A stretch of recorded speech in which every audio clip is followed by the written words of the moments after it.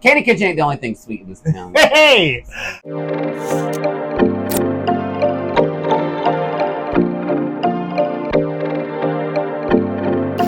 Damn, real too mark on the beat.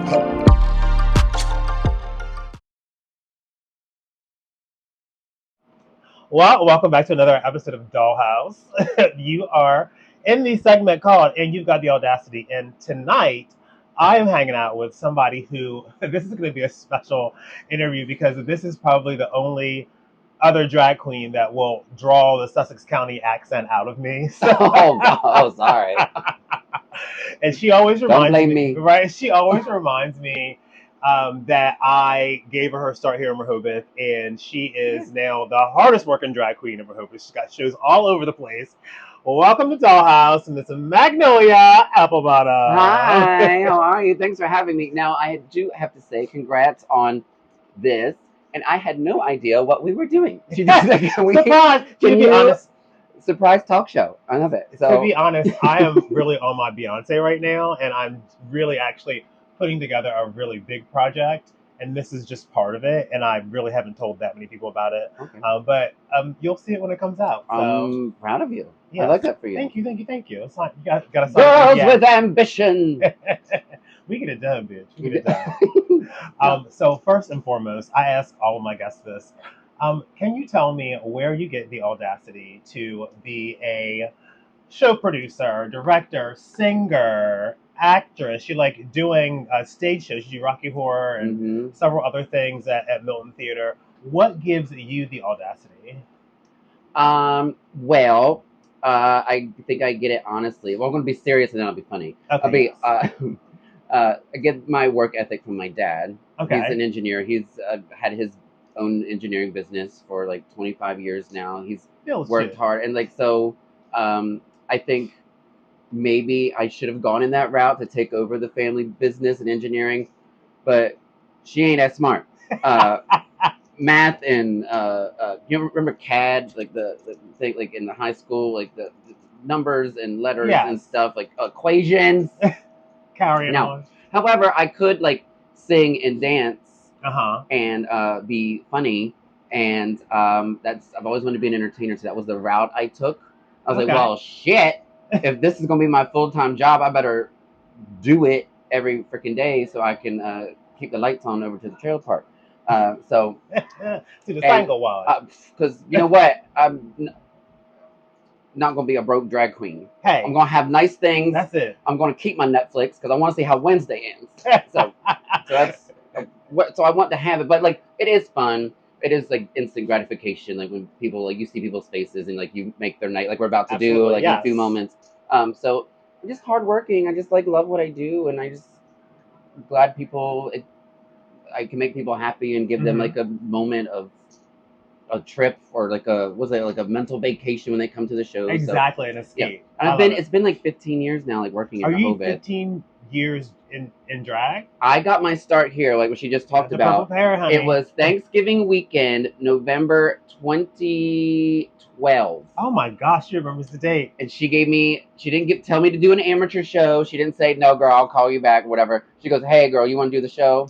And I spent all week practicing my numbers. See, and this is why I remember what I did. I remember the first number I did. I think that I had seen you perform somewhere else, and you were just like the Ale House. Was it the Ale House? Yeah. Oh yeah. Remember that? And you were just like doing something different than anybody else, and that's why I brought you on. Like you had cars on your headpiece, and like you were doing your Titanic number.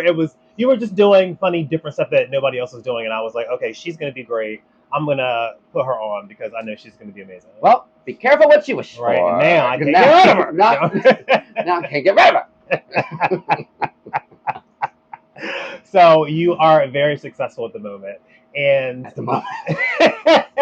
Well, we just got done talking land that plane. Got done talking about all the things that you're doing, and actually, I want to chime back in on to where you get the audacity from. You grew up with very supportive parents, right? Yeah. So I mean, we as many families do, like with the whole coming out as gay. Like I mean, you work through it. You come together. You figure each other out. Yeah.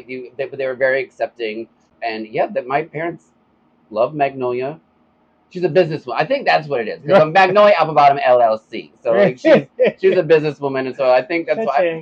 Again, back to my dad. I'm sure he would love for me to be taking over the engineering business, but I'm a businesswoman on my own. I have my own business. I can do wigs. I'm just doing it. I'm just doing it really weird. Right? Nonetheless, it's still a business, so that's really great. If you had a microphone that the entire world could hear, what would you want to tell them? What's your message? Oh, we're going deep. As deep, you can go as deep as you can fit. Oh God, what I want them to know, or what if I had a microphone for the world? And it could be anything, like about your drag persona, about you personally, about something that you would like to see change in the world. What would you yell into your microphone so that everyone could hear? You know what? Yeah, well, the only thing I can think of is like support your local queens. I know like RuPaul's is like really popular. Yeah. RuPaul's. Plural. What else? It's like really popular, but like you and I, we've been working in a town. Like we haven't been on TV. But support like local drag. Yeah. Because we are business people too. And this is where it starts. But like the gays love and like they'll wait in line just because somebody's been on TV for 15 minutes. And like well, we've also been doing this for 15 years, and then somebody was on TV who just started drag yesterday. And they were also local queens before they got on TV. Right. So I mean they started somewhere as well. I don't know. And I don't know, maybe something else, just if I was on the microphone for the drag queens. Yeah. Because since we book shows, be professional, be on time, be nice, don't be messy. And then you want to end up... Clean up after yourself. Clean up after yourself. Trash cans right over there. Right over there. Put your makeup wipe in it, please. Okay, so when you were growing up, when did you give yourself permission to be your full self? Like at what age? Were you like, oh, I am a flaming queen and I know it? Like, see, people knew I was a flaming queen before I knew I was a flaming queen. Couldn't hide it. Well, that happens a lot. I'm an only child. So I always tell this story. Like my mom does too. Like they're not surprised that this happened. Yeah. My parents knew that I was a flaming queen before I knew, because I couldn't just sit and watch a movie. I had to like act it out. And it's like The Wizard of Oz. And of course, guess who I was? Dorothy, of course. The Wicked Witch. Oh, damn. I actually was going to say the Tin Man. And I was like, that was my first role in high school. Really? I was a Tin Man. My first musical theater performance was the Tin Man in high school. But like my mom had like this black blanket, and I would wrap it around, and I had like a witch hat from Halloween. And like, where's Jeremy? That's my point. Where's Jeremy? Girl, he's upstairs on some broomstick. And also Cats. Cats. I had the VHS of Cats, and I knew all the choreography. Rum Tum Tugger, is that what his name? Him, yes. Rum Tum Tugger. But I was Mongo Jerry and Rumple Teaser. They were twins, but I knew the choreography for both parts. She said, "I want me to understudy for one." Oh yeah, I would take a rope stash and put it in my belt, like, and my mom would come home. I'm on the back of the couch, just birds. Like, wait to be pet. Brenda, not yet. We're not at memory yet. The 11 o'clock number's coming, Brenda. It's not your Put my ramen noodles by the door. I'll be out there in a minute. Stop that up. Oh yeah, and then this happened. And then here we go. Yeah. It was a precursor. They were not.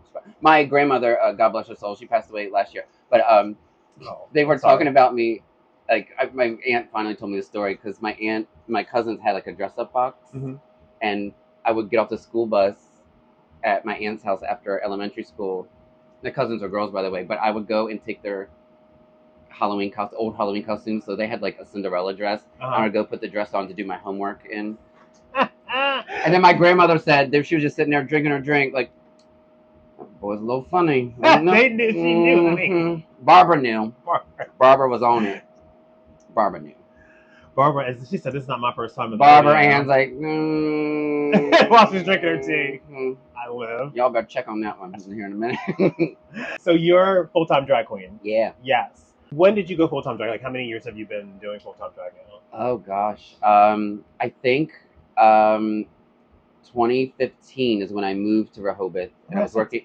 10 years. Yeah, I was working at Blue Moon. Again, R.I.P. is when Cashetta passed away, and I moved to town, and that's when I started doing the game shows. This is my 10th year doing Games with Magnolia at the Blue Moon. And that's when I moved to Rehoboth, and I was living downtown, and now I live across the highway. But yeah, 10 years, like, full-time. 10 years full-time. I mean, I host bingo, I do trivia, I do... She is the hardest working drag queen in Rehoboth. I'm at the Milton Theater. I've got Rocky Horror coming up in a couple months. I mean, I do it all. I DJ. She does it So- all. She wears many hats. What was your biggest surprise from going from like actually having a job to being a full-time drag queen? Like, was there any time that you were like, "Oh my God, this is a terrible idea," or like, was there like, were you like a few months and you were like, "I'm so glad I did this"? Like, tell me. Well, of course how you it's felt. fun because I mean you get to meet attractive people in gay bars and have Mhm. fun and like go out and dance with your friends, and of course like being a local celeb is fun, right? And you get some Yes. discounts. Everybody and people knows know you. you. Like You as have soon to as you wait in walk in, the line. bartender's like, "Here, you want your drink, whatever," Yeah. or we get Maybe we'll VIP get you access some to stuff things. around here. Under the dome, honey. It's very our lifestyles. We have like amazing friends. Like we got Yeah. Roxy and Matt Rice and all those lovely people. Great And- circle.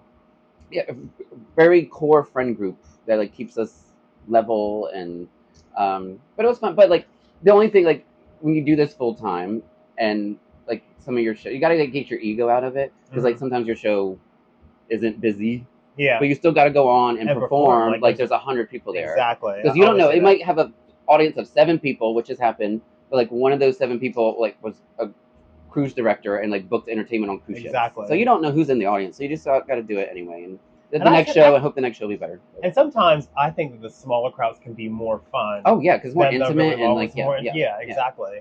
Because when it's too busy, they're not paying attention. They're drunk. They're out there. You're making noise and Yeah. then you draw Aish. attention away from Sit down somewhere. Sit down. See, there it is. There's Yeah. a Southern Philly accent. So what's next for Magnolia? What are your future goals? Well, I've done everything. I've- I don't know. I'll check off every box.